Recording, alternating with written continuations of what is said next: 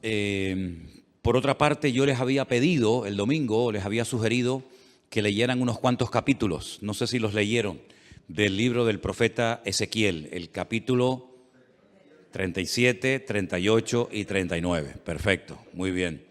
Veo que han hecho la tarea. Vamos a orar un momentito en esta tarde y presentar este estudio de la palabra del Señor en oración, pidiendo como siempre su dirección. Espero que podamos aprender con este tema de profecías. Hay que tener pues prudencia, porque aunque si bien es cierto que tenemos muchísimos detalles en la Biblia que nos informan acerca de los acontecimientos finales, hay cosas que como todavía no han sucedido, pues no podemos tal vez categóricamente afirmar que van a ser así, ¿verdad? Pero por lo menos tener una base y más o menos saber qué es lo que el Señor nos está tratando de enseñar en estos tiempos en los que estamos viviendo.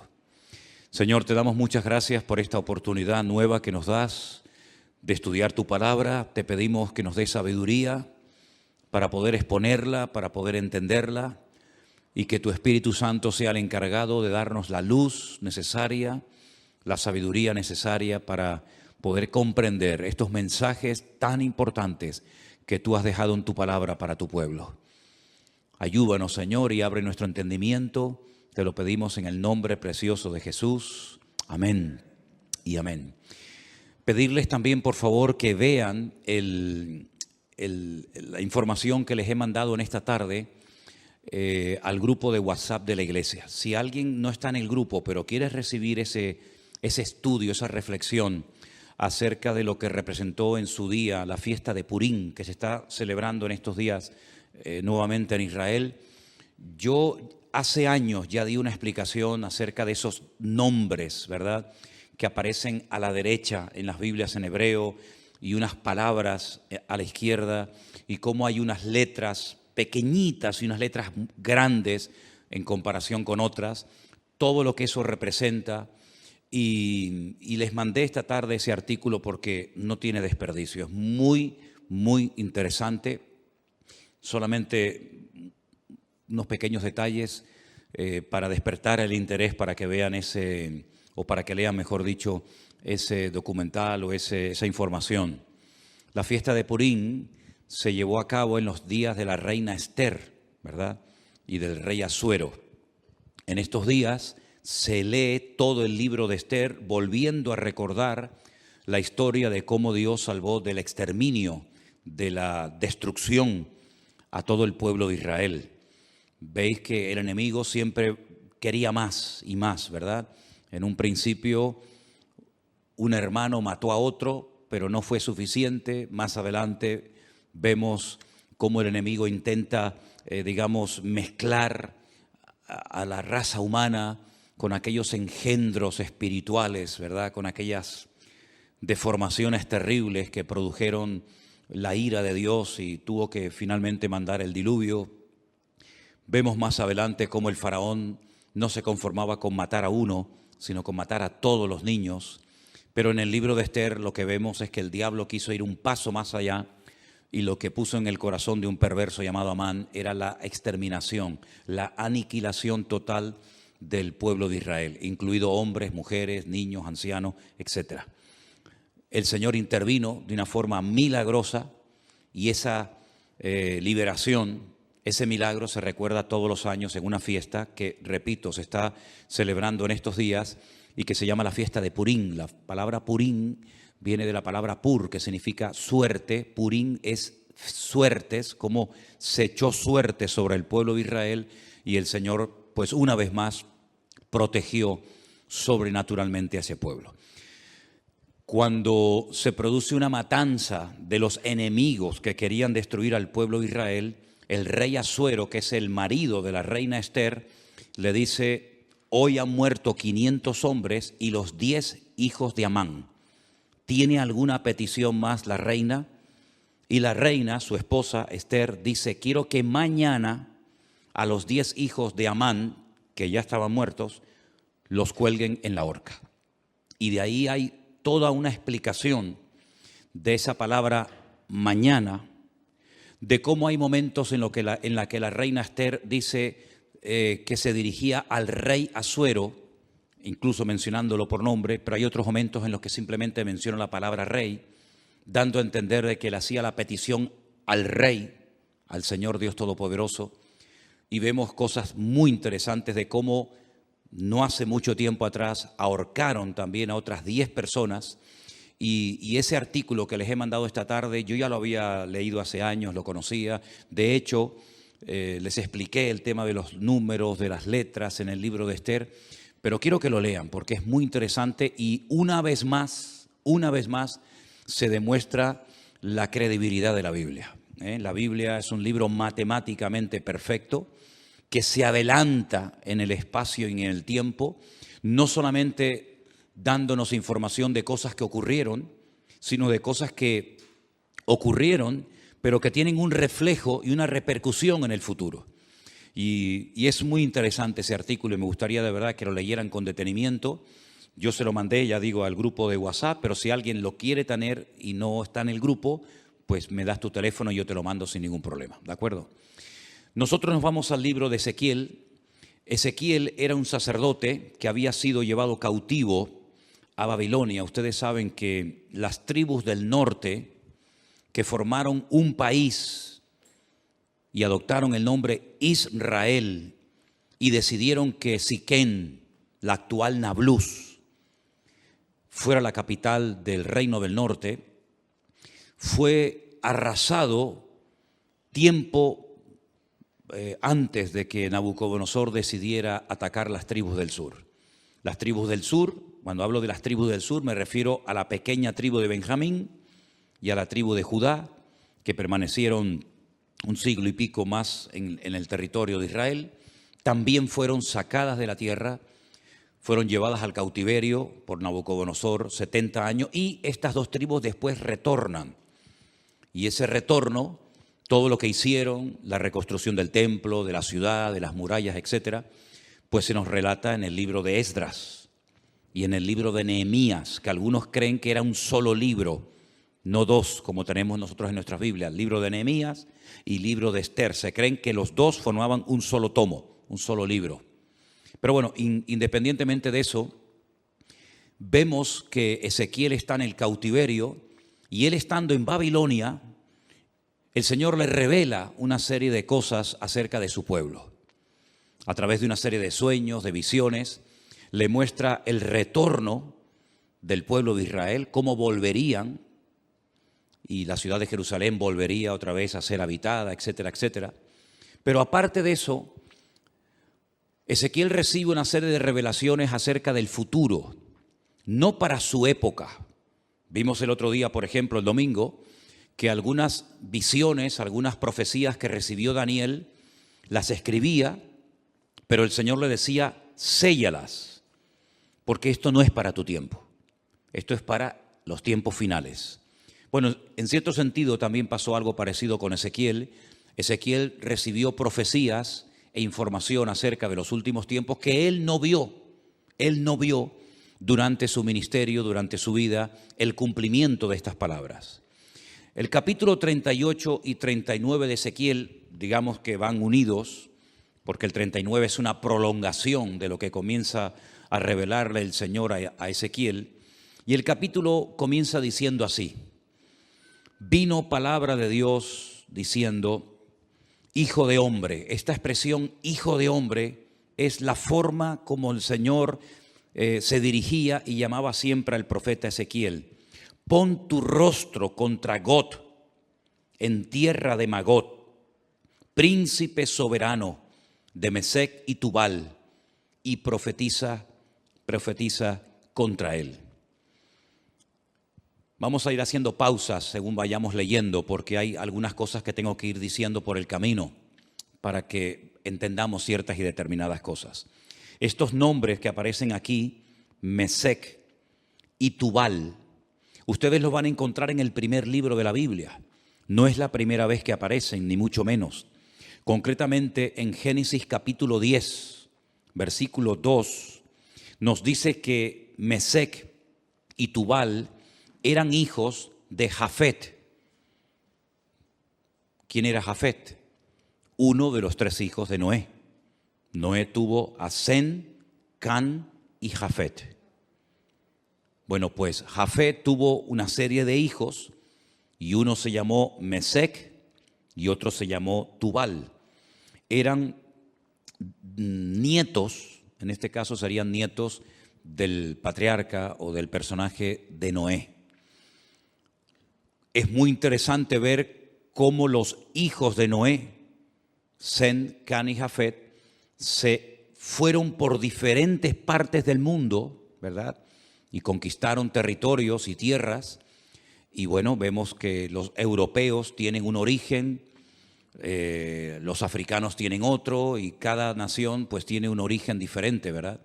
Y todo procede de los 3 hijos de Noé, Sem, Can y Jafet. Los cananeos, que son los descendientes de Can, nieto de Noé, pues se fueron a lo que conocemos hoy en día como Israel, ¿verdad? Y allí ese país se llamaba en el principio Canaán. Y el Señor sacó a su pueblo de la esclavitud en Egipto para llevarlos a Canaán, donde vivían los cananeos. Y los cananeos, ese país estaba habitado por una serie de países, de reinos, de naciones.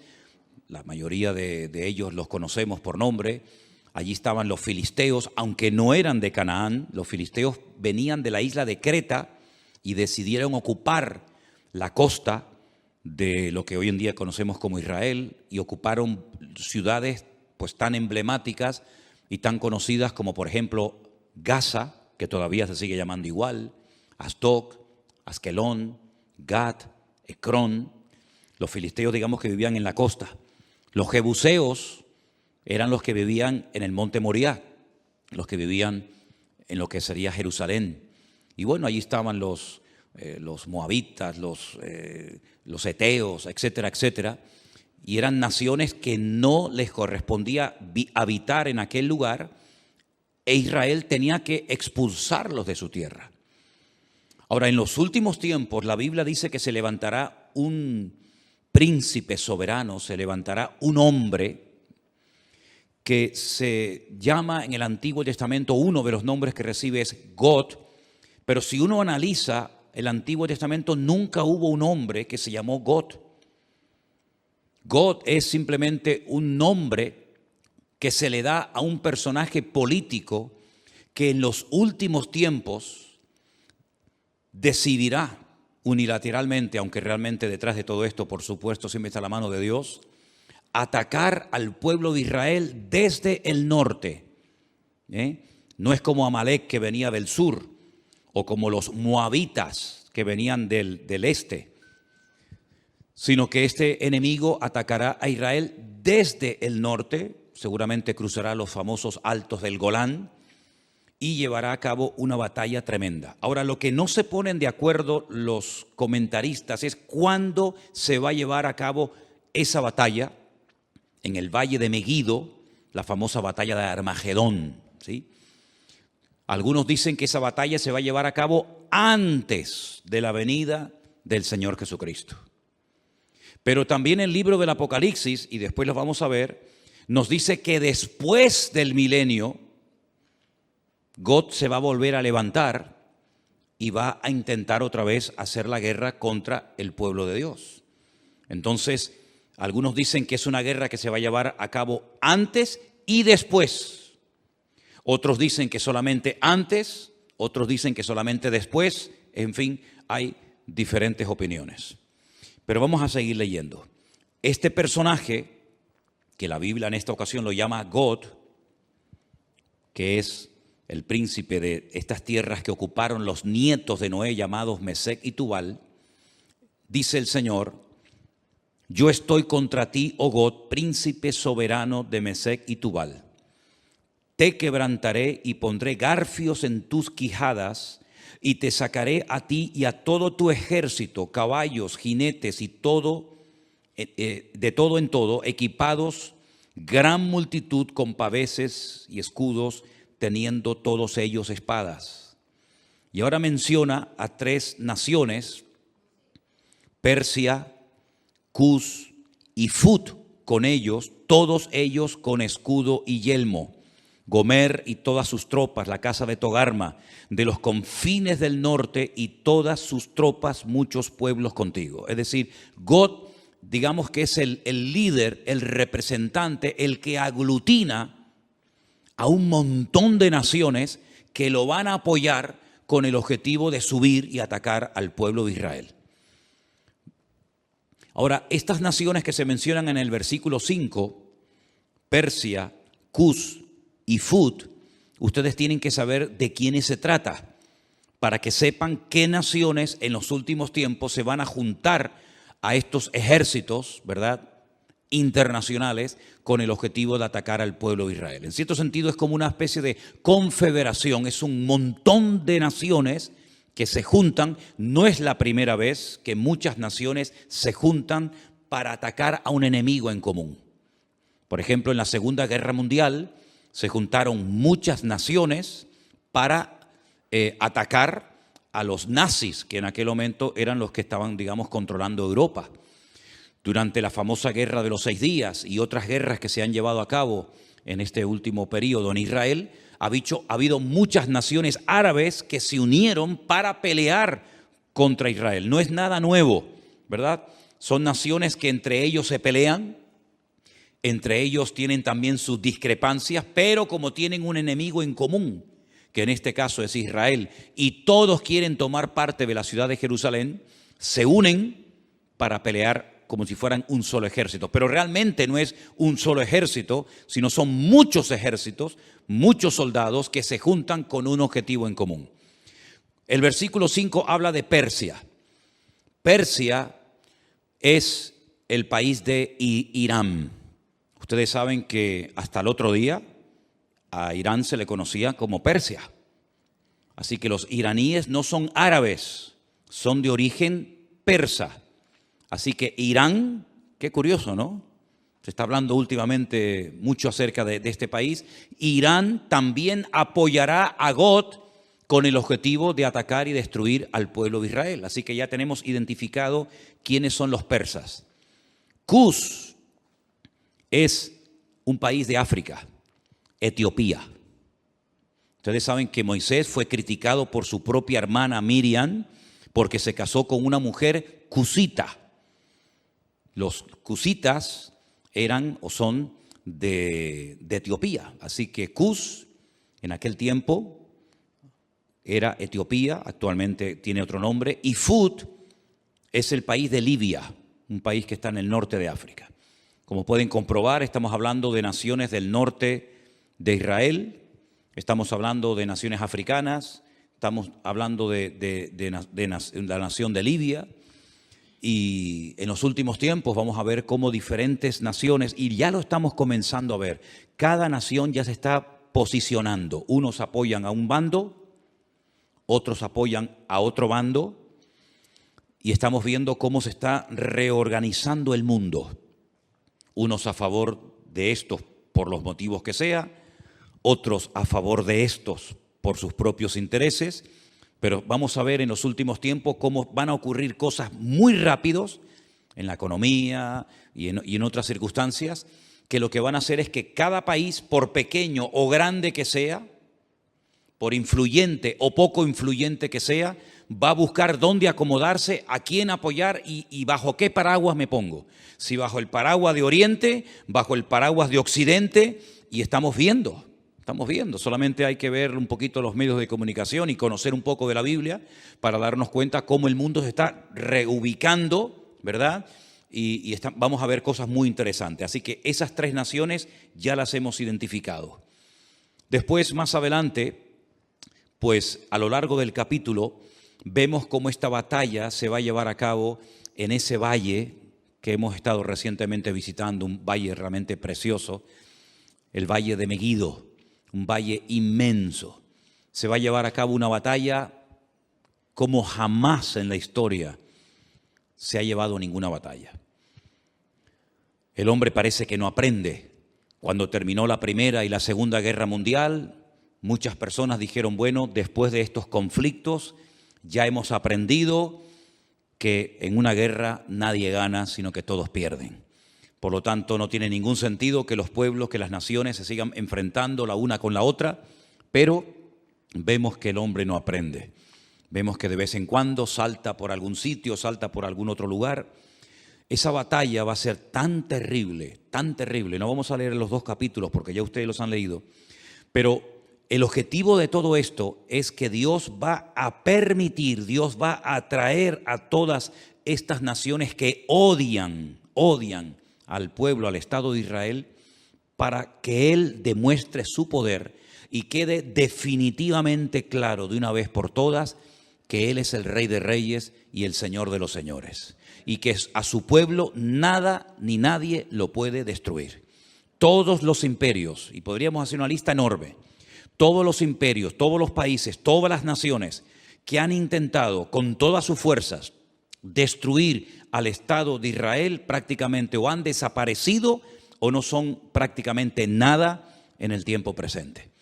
Miren ustedes, por ejemplo, el imperio egipcio, no queda absolutamente nada de él, los babilónicos, los persas, los medos, los griegos, los romanos, diferentes imperios que a lo largo de la historia se propusieron arrasar a este pueblo, porque este pueblo no solamente es un pueblo, no solamente son personas, sino que representa una serie de valores, una serie de principios y sobre todo representa que hay un Dios detrás de esa nación, que hay una Biblia, que hay una palabra de Dios detrás de esa nación, y lo que el enemigo no quiere bajo ningún concepto es que Dios sea reconocido como el soberano de todas las naciones de la tierra.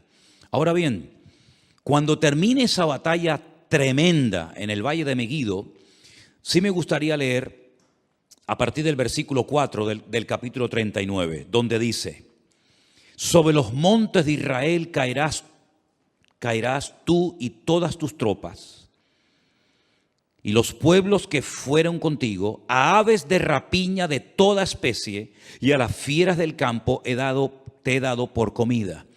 Es muy interesante cuando estuvimos recientemente ahora, hace unas semanas en Israel, que la ruta migratoria más importante de aves en Europa pasa por el Valle de Meguido. El año pasado pasaron 2 billones con B, 2 billones de aves migratorias por el Valle del Jordán, cruzando todo el Valle de Meguido y viniendo cigüeñas, águilas y un montón de aves a Europa y al norte de África, huyendo del frío en las rutas migratorias. Hay un ave de rapiña que son los milanos, que parece como si fuera un águila, que tienen la cola como en forma de horquilla, que en España estaba prácticamente extinguido. Nosotros hemos visto a centenares y a centenares de milanos, que son como un aguilucho grande, revoloteando en el Valle del Jordán hasta hace unas semanas atrás. Es muy interesante ver cómo las aves de rapiña, que tienen su ruta migratoria por ese valle, dice que son llamadas para que coman las carnes de reyes, de príncipes, de soldados, de generales, de comandantes que van a intervenir en ese campo de batalla. Es realmente interesante. Sobre la faz del campo caerás, verso 5, porque yo he hablado, dice Jehová el Señor. Enviaré fuego sobre Magog y sobre los que moran con seguridad en las costas, y sabrán que yo soy el eterno Dios.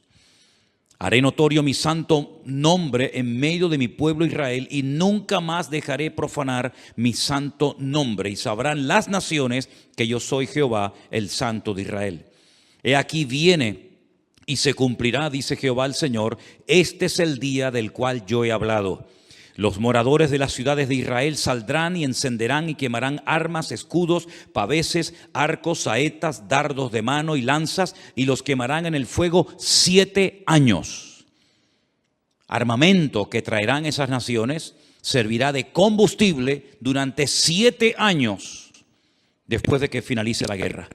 No traerán leña del campo ni cortarán de los árboles, sino quemarán las armas al fuego y despojarán a sus despojadores y robarán a los que les robaron, dice Jehová el Señor.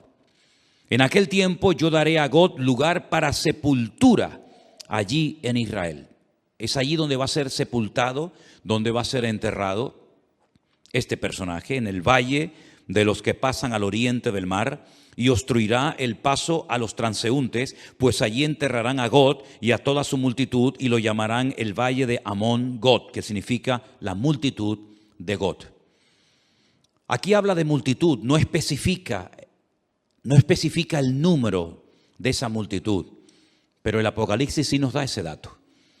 Porque nosotros no solamente tenemos el Antiguo Testamento para saber las cosas que van a ocurrir, por dónde van a atacar, cuántos van a atacar, cuánto tiempo estarán enterrando cadáveres, etcétera, etcétera, sino que además tenemos la información tremenda del Nuevo Testamento, sobre todo las cartas de Pablo a los tesalonicenses, las cartas de Pedro, parte también de la epístola cortita de Judas y sobre todo el libro del Apocalipsis, donde nos da una información de millones y millones de soldados, 200 millones de soldados que subirán por toda esa cordillera, por esos valles, en dirección a Jerusalén.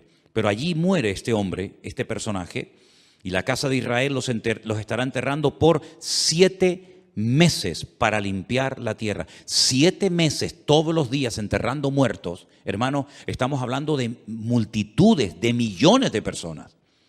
¿Cuánto se tardan en enterrar a la gente? Con una pala mecánica haces una zanja enorme y comienzas a echar cadáveres dentro. Pues 7 meses enterrando todos los días muertos. Y los enterrará todo el pueblo de la tierra. Y será para ellos célebre el día en el que yo sea glorificado, dice Jehová el Señor. Y tomarán hombres a jornal que vayan por el país con los que viajen para enterrar a los que queden sobre la faz de la tierra, a fin de limpiarla. Al cabo de 7 meses harán el reconocimiento. 7 años quemando el armamento, 7 meses enterrando cadáveres, y pasarán los que irán por el país, y el que vea los huesos de algún hombre pondrá junto a ellos una señal, hasta que los entierren los sepultureros en el valle de Amón Gog. También el nombre de la ciudad será Amona, y limpiarán la tierra. Y tú, hijo de hombre, así dice el Señor, di a las aves de toda especie. Les recuerdo, 2 billones de especies de aves pasaron el año pasado por ese valle. Di a las aves, a toda especie y a toda fiera del campo, juntaos y venid, reuníos de todas partes, a mi víctima que sacrifico para vosotros, un sacrificio grande sobre los montes de Israel, y comeréis carne y beberéis sangre. Y más adelante leemos en el verso 21, y pondré mi gloria entre las naciones, y todas las naciones verán mi juicio que habré hecho. Cuando termine esa batalla, al final de lo que llamamos o conocemos como el nombre de la gran tribulación, comenzará un período de 1000 años que se conoce como el milenio o la era milenial del Mesías. Y dice Zacarías capítulo 14, y esto es literal, no hay que buscar una aplicación simbólica porque es literal. Y las naciones que hubieren sido salvas, no es que se hayan convertido, sino que se salvaron de la muerte en esta batalla tremenda, tendrán que subir todos los años a Jerusalén a celebrar la fiesta de los tabernáculos. Y la fiesta de los tabernáculos se suele celebrar generalmente entre los meses de septiembre y octubre. Y quiero que leamos literalmente el pasaje de Zacarías capítulo 14 para que vean un dato muy interesante que nos da este profeta acerca de esta batalla y acerca de las naciones que escaparán del juicio en este valle de Megiddo. En Zacarías, el capítulo 14, dice así, a partir del verso 1. He aquí, el día del Señor viene, y en medio de ti serán repartidos tus despojos. Está hablando de la misma batalla, está hablando del mismo tiempo, del mismo acontecimiento, pero 2 profetas diferentes. Uno, Ezequiel en Babilonia, y ahora Zacarías. Y dice, porque yo reuniré a todas las naciones para combatir contra Jerusalén. Aquí hay una información adicional a lo que nos viene diciendo Ezequiel. La ciudad será tomada y serán saqueadas las casas, violadas las mujeres, y la mitad de la ciudad irá en cautiverio, mas el resto del pueblo no será cortado de la ciudad. Después saldrá Jehová y peleará con aquellas naciones como peleó en el día de la batalla. Y ahora habla de la segunda venida del Mesías. Porque el Mesías, cuando nació cerca de este monte de los Olivos, en dirección hacia el sur, aproximadamente como a 7, 8 kilómetros al sur, en una pequeña localidad, en un pequeño pueblo llamado Belén, que pertenecía a Judea, Belén de Judea. Pero cuando dice aquí que se afirmarán en aquel día sus pies sobre el monte de los Olivos, aquí podemos ver que el Antiguo Testamento nos habla de su nacimiento en Belén de Judea y de su retorno, su segunda venida, poniendo los pies sobre el monte de los Olivos. Amén, hermanos, ¿lo ven claramente? Nace en Belén, retorna en el monte de los Olivos. Para que algunos digan que la Biblia no habla de dos venidas, sino solamente de una. No, habla de dos venidas. Una que ya se produjo cuando nace en Belén de Judea y otra cuando se afirman sus pies en aquel día sobre el monte de los Olivos que está enfrente de Jerusalén, al oriente, al este, y el monte de los Olivos se partirá por en medio hacia el oriente y hacia el occidente, haciendo un valle muy grande, y la mitad del monte se apartará hacia el norte y la otra mitad hacia el sur. Es decir, si se parte el valle y parte se va hacia el este, parte hacia el oeste y luego se ensancha, se separa el norte y el sur, quiere decir que en esa parte en la que hemos estado muchísimas veces se va a hacer un valle gigantesco, un valle enorme. Ahora mismo entre el monte Moriah, donde antiguamente estaba el templo, y donde está el monte de los Olivos, hay un barranco, hay como si fuera un barranco que se llama el famoso torrente de Cedrón, pero no tiene ni punto de comparación lo ancho que será ese valle cuando el Señor ponga sus pies sobre el monte de los Olivos. La pregunta que a lo mejor algunos se hacen es: ¿qué interpretan los judíos cuando dice aquí y pondrá sus pies sobre el monte de los Olivos y el monte de los Olivos se partirá?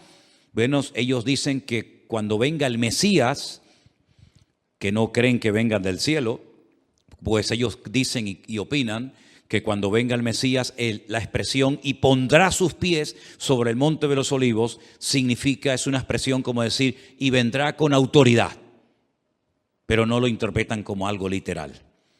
Entonces, si no interpretan una parte del texto como no literal, tampoco pueden interpretar la otra parte del texto como literal, pero en esta ocasión se equivocan. Dice que huiréis al valle de los montes, porque el valle de los montes llegará hasta Sal. Huiréis de la manera que huisteis por causa del terremoto en los días de Usías, rey de Judá, y vendrá Jehová mi Dios y con él todos los santos. ¿Quién es el que viene? Jehová mi Dios. ¿Y viene acompañado de quién? Con todos sus santos. Esta es la segunda venida del Señor Jesucristo, donde todo ojo le verá, toda rodilla se doblará y toda lengua confesará que Él es el Señor, para gloria de Dios Padre. ¿Se dan cuenta cómo Él viene, pero no viene solo? Ya la iglesia ya ha sido arrebatada, ya fue llevada con Él, y cuando Él retorna en su segunda venida, su iglesia no está en la tierra, sino que su iglesia viene con Él en las nubes. Y acontecerá que en ese día no habrá luz clara ni oscura. Acontecerá que no habrá luz clara ni oscura. Qué cosa tan rara, ¿verdad? Será un día el cual es conocido de Jehová, del Señor, que no será ni de día ni de noche. No nos hacemos ni la más remota idea cómo puede ser, porque en nuestra mente no cabe decir, o es de día o es de noche. Pero dice, no va a ser ni de día ni de noche. ¿Y cómo será ese día? Solamente Él lo conoce. Pero sucederá que al caer la tarde habrá luz. Al caer la tarde, cuando se oculta el sol, es cuando ya se hace la noche. Pero aquí es al revés. Cuando llega la tarde, es cuando hay luz. Qué cosas tan interesantes, qué cambios, ¿no? Qué cambios tan tremendos va a haber. Acontecerá también en aquel día que saldrán de Jerusalén aguas vivas como ríos. ¿Saben que hay un barrio en Jerusalén por el cual hemos caminado muchísimas veces, que es el barrio de las 100 puertas? el barrio de los ultraortodoxos judíos, el barrio de Mea Sharim, las 100 puertas, que han descubierto que por debajo de ese barrio corren ríos de agua tremendos, como aguas subterráneas. Tal vez cuando se produzca ese terremoto tremendo al poner sus pies sobre el Monte de los Olivos, esas aguas broten, salgan hacia arriba, y dicen que la mitad de esas aguas irán hacia el mar oriental y la otra mitad hacia el mar occidental en verano y en invierno. Israel es el único país que tiene 4 mares, 2 internos y 2 externos. Tiene un mar que realmente es un lago, pero lo llaman el lago o el mar de Genesaret al norte. Más hacia el sur está el mar Muerto, que es mucho más grande que el mar de Galilea. Luego, al oeste está el Mare Nostrum, el mar Mediterráneo, que según como se mire, ahí termina o ahí empieza el mar Mediterráneo y llega hasta el Peñón de Gibraltar. Y luego al sur, ¿verdad?, está el Mar Rojo o el Mar de los Juncos, porque tiene un color rojizo por unas hierbas que hay allí. Como hay otro mar que se llama el Mar Negro, por unas algas que hace que parezca que el agua está negra, ¿verdad? Y dice que hay aguas de Jerusalén que llegarán y entrarán en el mar Mediterráneo, y otra parte de las aguas entrarán en el Mar Muerto, y Jehová será rey sobre toda la tierra, y en aquel día Jehová será uno, y uno su nombre, ¿verdad? No se le va a llamar de diferentes maneras, sino que uno será su nombre, tendrá un solo nombre. Y toda la tierra se volverá como llanura desde Jeba hasta Rimón, al sur de Jerusalén, y ésta será enaltecida y habitada en su lugar desde la puerta de Benjamín hasta el lugar de la puerta primera, hasta la puerta del ángulo, y desde la torre de Anael hasta los lagares del rey. Y morarán en ella, y no habrá nunca más maldición, sino que Jerusalén será habitada confiadamente. No estamos haciendo referencia a la nueva Jerusalén, que es la que Juan recibe en revelación y que nos cuenta cómo es en el capítulo 21 y el capítulo 22 del libro del Apocalipsis. Esta no es la nueva Jerusalén, esta es la Jerusalén renovada, transformada, pero terrenal, ¿verdad?, en la cual Cristo, con todo su pueblo, sus hijos, estará reinando durante 1000 años. Pero no es la nueva Jerusalén de las calles de oro, las puertas de perla, etc. Pero se vivirá en esa ciudad. Y esta será la plaga con la que herirá Jehová o el Señor a todos los pueblos que pelearon contra Jerusalén. Eso no lo dice Ezequiel. Ezequiel dice que las tropas de Gog, o del anticristo, si lo prefieren así, quieren atacar y destruir Israel, pero dice que morirá, que será enterrado en Israel, pero no dice cómo morirán las personas en el campo de batalla. Pero Zacarías sí recibió el dato, la revelación de cómo morirían. Dice que será como una especie de plaga. Esta será la plaga con la que Jehová herirá a todos los pueblos que pelearon contra Jerusalén. Escuchen, la carne de ellos se corromperá estando ellos sobre sus pies. Están de pie, no están sentados ni acostados, están de pie, peleando, batallando. Se consumirán en las cuencas sus ojos y la lengua se les deshará en su boca. ¿Esto qué es? ¿Un ataque bacteriológico? ¿Un ataque nuclear? Pero esta será la forma como morirán esas personas que fueron a atacar a Jerusalén. Acontecerá en aquel día que habrá entre ellos gran pánico enviado por Dios, y trabará cada uno de la mano a su compañero y levantará su mano contra la mano de su compañero. Se matarán entre ellos, se pelearán entre ellos, se matarán entre ellos. Increíble, ¿eh? Judá también peleará en Jerusalén, y serán reunidas las riquezas de todas las naciones de alrededor, oro, plata, ropas de vestir en gran abundancia. Así también será la plaga de los caballos, de los mulos, de los camellos, de los asnos y de todas las bestias que estuvieren en aquellos campamentos. Todos los que sobrevivieren de las naciones que vinieron contra Jerusalén, aquí hay un dato muy importante, subirán de año en año para adorar al Rey, a Jehová de los ejércitos, a celebrar la fiesta de los tabernáculos. Todos los años tendrán que subir. ¿Por qué la fiesta de los tabernáculos y no otra fiesta? Porque las 3 fiestas de obligatorio cumplimiento que recibió el pueblo de Israel, que son Pascua, Pentecostés o Shavuot y la fiesta de los tabernáculos, las 2 primeras ya tuvieron un cumplimiento profético en la vida del Señor Jesucristo. Dice Pablo, Él es nuestra Pascua. Jesús fue sacrificado, fue crucificado, murió en la fiesta de Pascua. El cordero que se mataba, al cual no se le podía partir ningún hueso en la fiesta de la Pascua, tipifica, representa al Cordero de Dios que quita el pecado del mundo, que es nuestro Señor Jesucristo.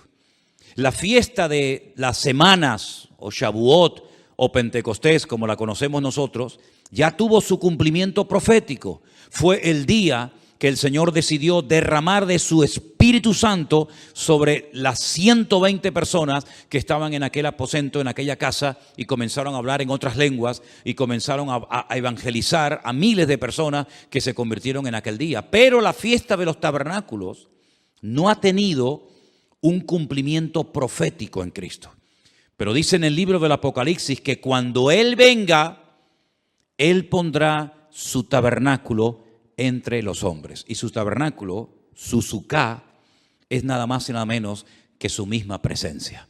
Él nació en la fiesta de los tabernáculos y Él exigirá que en la fiesta de los tabernáculos todas las naciones que hubieren sido salvas tienen que subir de año en año a Jerusalén a adorar al Rey, a Jehová de los ejércitos. Y el que no suba, dice la Biblia en el verso 17, no vendrá sobre ellos lluvia. ¿Qué les parece? Si la familia de Egipto no subiere y no viniere, sobre ellos no habrá lluvia. Vendrá la plaga con la que el Señor herirá a las naciones que no subieren a celebrar la fiesta de los tabernáculos.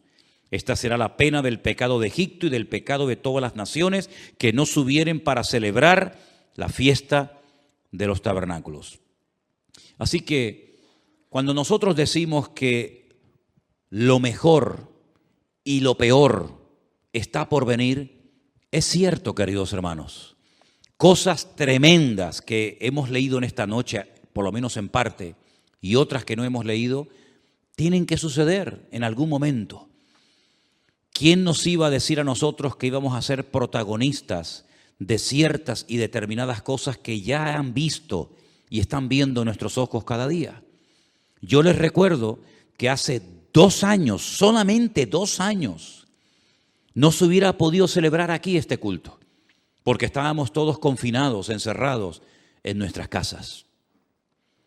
Y esa experiencia, que para algunos era una locura y un disparate, que todas las naciones de la tierra, que todos los cristianos del mundo, que todas las iglesias, igual da de la denominación a la que sean, tendrían que cerrar las puertas durante algunas semanas o meses, ya en nosotros es un hecho que ya sabemos que pasó, porque también lo vivimos en carne propia. ¿Y quién nos iba a decir a nosotros lo que estamos viendo en televisión en estos días? ¿Verdad? Parece como decir, ¿pero qué es lo que ha pasado? Si hasta el otro día todo estaba tranquilo y todo estaba bien y ahora se ha disparado el precio de esto y el precio de lo otro y nadie sabe lo que tiene que hacer y nadie sabe lo que va a pasar dentro de media hora y nadie sabe si se va a quedar aquí o va a decir, bueno, vamos también a ir a por el vecino de enfrente. Nadie sabe absolutamente nada. Hay un temor, ¿verdad? Hay una inseguridad y dice la Biblia que en los últimos tiempos habría angustia en las gentes, habría temor, habría miedo, pero en nosotros los cristianos, los que hemos creído, no pueden aflorar, no pueden manifestarse esas actitudes, sino más bien todo lo contrario. Dice, erguíos y levantad vuestras cabezas, porque vuestra redención está a las puertas. Y todo esto es la señal de que todo lo que está escrito en la palabra, que hemos leído y predicado durante años y años, pues llegará el momento que, si el Señor lo permite, lo vamos a poder contemplar y lo vamos a poder mirar con nuestros propios ojos. ¿Cuál debería ser entonces la postura de nosotros hoy en día ante lo que está ocurriendo y lo que va a venir, que es muchísimo peor que lo que estamos comenzando a ver? Bueno, pues yo quisiera recordarles que en esta mañana, no sé si lo vieron, en el devocional yo leía una porción que Pablo escribió a los hermanos de la iglesia de los Filipenses, y quiero volver a leer el pasaje que yo en esta mañana les leía, porque aquí encontramos instrucciones acerca de cómo tenemos que comportarnos y actuar en este tiempo final. Filipenses capítulo 4, versículo 4 dice: regocijaos en el Señor siempre. Dígalo conmigo: regocijaos en el Señor siempre. No solamente cuando hay dinero y abundancia de trabajo y salud y juventud no, siempre.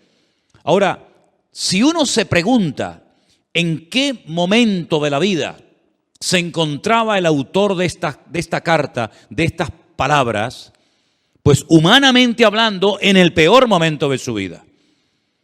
Ya era una persona avanzada en edad, una persona que había sufrido muchísimo por la causa del Evangelio y estaba preso en Roma, probablemente a punto de morir. Algunos especulan que si Pablo logró salir de ese encarcelamiento y luego otra vez lo volvieron a meter, me da exactamente igual. Lo que está bien claro es que esta carta, junto con otras 3 más, se escribió desde una cárcel en Roma, que no era una cárcel como las que vemos a veces en televisión, que ocupan los ricos o los poderosos, que parecen que son hoteles de 5 estrellas, sino una mazmorra sin luz, sin agua, con una comida seguramente malísima, con frío, donde él dice que todos le habían abandonado. Es increíble, ¿no? Un hombre que fue de una bendición tan grande para miles y miles de cristianos, y lo sigue siendo hasta nosotros hoy en día, ¿verdad? Y que lo dejaran solo. Dice: solo Lucas está conmigo. Nadie se quedó a su lado. Nadie. Incluso algunos se marcharon, hasta causándole problemas en el peor momento de su vida.